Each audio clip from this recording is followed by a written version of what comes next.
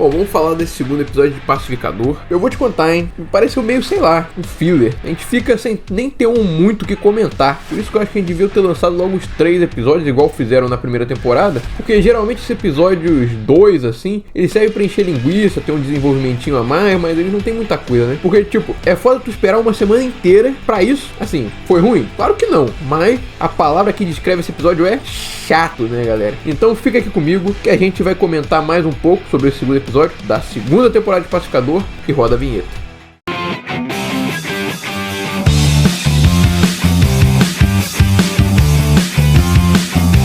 Eu acho que a gente tem um problema aqui com as piadas meio alongadas, tipo naquela cena de discussão sobre esquecer algo em casa ou escolher um apelido pra equipe. Não sei, não pegou de nenhuma forma assim, porque achei meio demais, né? Não é que precise tirar a piada, mas assim, podia diminuir os diálogos dela, né? Porque esse personagem do Tim Meadows, o Langston Fury lá, que é o cara que abordou lá, manda ele ficar de olho no Economus, né? E ele praticamente todo o diálogo dele era só uma piada. Ficava aí remoendo, repetindo, acabava tirando a graça meio da série mesmo, né? Porque aquela piada também com as pássaros, sei lá. No fim ficava forçado e sinceramente não deu pra rir em nenhum momento das piadas desse personagem. Pra não dizer que eu sou rabugento, eu ri naquela cena em que o vigilante oferece bebida pro Economus e ele derruba a garrafa várias vezes, sabe? Porque a piada se repete, mas eu ri de novo e, pô, essa cena já tava no trailer. Também achei bem legal aquela cena sobre o pacificador não chamar o vigilante lá pra festa e, enfim, aquela cena também é bem bacana.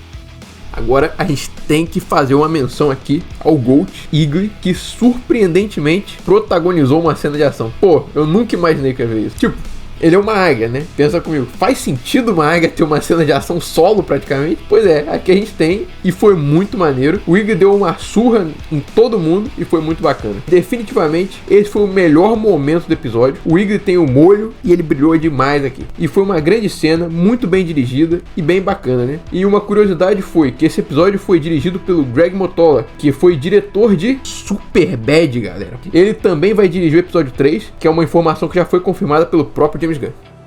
E assim, eu fico meio pensando, já que tecnicamente esse mundo aí, as versões de personagens são basicamente o contrário do que são no mundo normal, será que nesse mundo o vigilante é um cara mau? Igual a gente vê mais ou menos em algumas versões dele nos quadrinhos.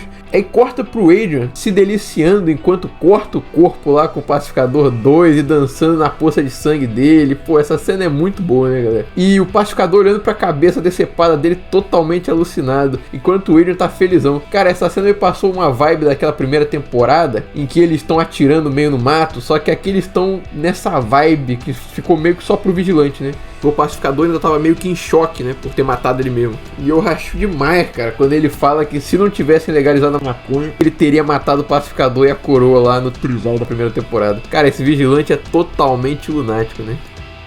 E o pacificador vai mesmo fazer merda na outra terra, né? Ia ser foda se esse suposto mundo perfeito não fosse tão perfeito assim. Porque não dá pra ignorar o fato de que o pai dele é nazi. Então, se nesse mundo ele nunca matou o irmão, automaticamente eles continuaram seguindo o caminho do pai, né? Ou então, não sei. Uma coisa que eu gostei foi o início contextualizando o Rick Flag, né? A questão do filho. Porque em Critical Command a gente ficou se perguntando por que o Rick Flag cita a morte do filho. Mas isso parece não causar impacto. Agora aqui explica. Ele só age assim porque sabia que o filho era um soldado e morreu em uma missão. E ele conhecia os riscos, só não sabia que tinha sido assassinado pelo cara que a Argus transformou em herói e deixou livre. Agora só falta ele citar os eventos de Critical Commandos e a recuperação dele. O cara quase morreu, né?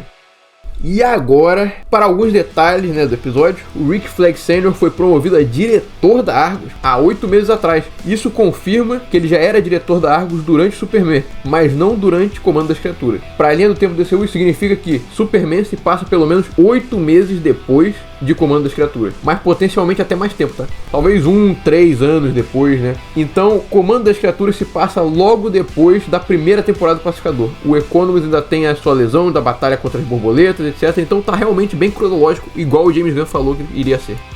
Então, basicamente, o Rick Flag Sr. não sabia quem matou o filho dele até 8 meses atrás. Ele descobre isso solicitando o arquivo confidencial, já como diretor da Argus. Então, embora a Argus ainda favoreça o pacificador por ter salvado o projeto Borboleta, Flag ainda odeia ele agora, né? A partir de agora que ele sabe que matou o filho dele. Então, o Esquadrão Suicida de 2021 é, mais uma vez, explicitamente canônico para o universo DC. Pode botar o selo aí. E, pela primeira vez, a gente tem uma inserção real de flashbacks do DCEU dentro do DCU, mostrando exatamente o que aconteceu no canon.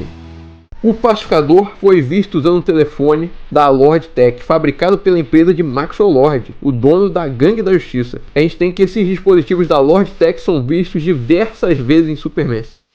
E a Kia, que agora é a ex-namorada da Lyota Adebayo, trabalha no Dealers Café. O Dealers Café foi fundado em Metrópolis e conecta todo o DCU. E também é uma das bebidas favoritas de cafeína do Clark Kent.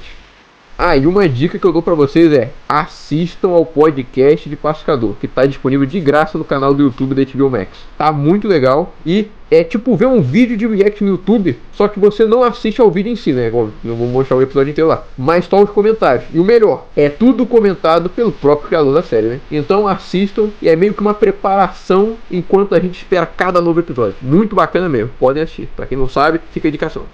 Bom, no fim das contas, esse segundo episódio de Pacificador acabou sendo uma experiência meio morna, sabe?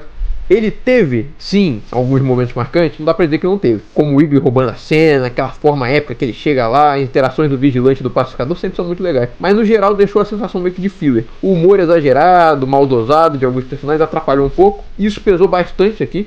Então a trama até apresentou uns pontos interessantes, principalmente no que diz respeito ao Rick Flag, né? E as consequências do mundo alternativo do pacificador. Mas nada que justificasse uma espera semanal dessas, né, galera? E se esse episódio viesse junto de um pacote de 3, faria bem mais sentido pra mim, né? E, se resumindo, não é um episódio ruim, pode ver sem medo, mas definitivamente não empolga tanto. E agora fica a expectativa pro próximo capítulo, ainda mais quando a gente sabe que o Greg Mottola continua na direção do próximo episódio. Quem sabe nesse terceiro então a série não volte a engrenar de verdade. E por fim, para esse episódio 2, eu dou nota 7.